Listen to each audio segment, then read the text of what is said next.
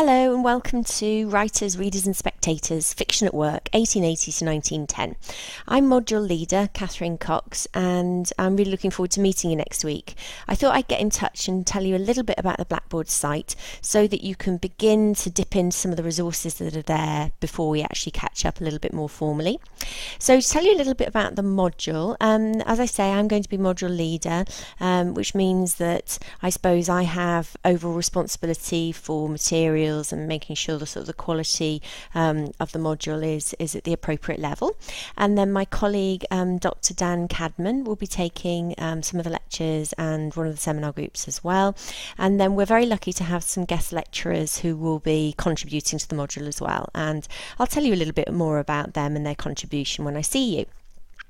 So if you have a look then down the sort of the left-hand side of the column on Blackboard, you'll see as usual the module documents. Now I haven't yet posted up the module handbook. That should be with us at the end of the week. I just want to check a few things and make sure that it's all ready to go. But you'll be able to access the module resource list, which is a very, very useful resource. I don't know if you've used it before. But what Dan and I have done is we've kind of located in different sections work that we think will be useful to you.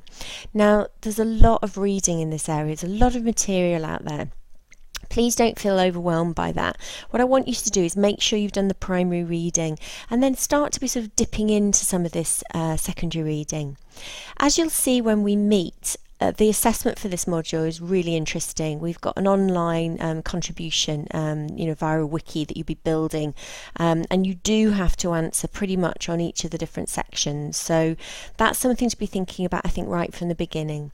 So a good start would be to just take a look, I think, at the resources online for you, and you'll be able to have a look and see that the sections map up and map against the sections we'll be using in the module handbook. So that will make a little bit more sense when you've got access to that. And this is by no means the only resources that we've actually got access to, and I'll show you some more that are on Blackboard. But if you haven't done so already, what I want you to do is come down and take a look at the primary texts.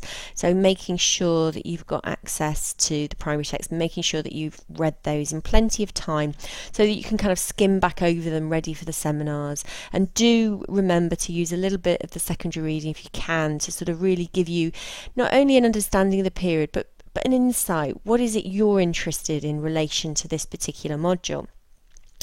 So going back to our Blackboard site then, you'll find details for the various lecturers under the staff details, and you'll see there my email address, and also down the left hand side you'll see that we've got a tutorial sign up.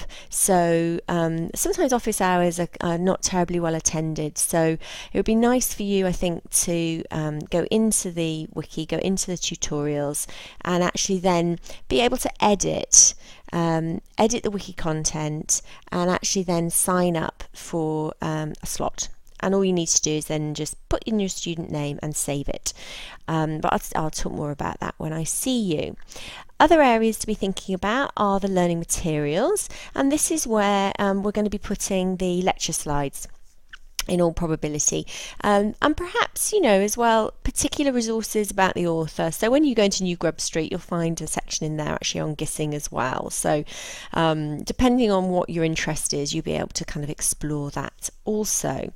As well as the learning materials, we've also got resources down here, and the resources are intended again to be dipped into, so you've got much wider reading that you're able to kind of explore here around some of the areas that we'll be tackling. So again, this is kind of more thematic, whereas the learning materials themselves are more directed at the author and directed at the text.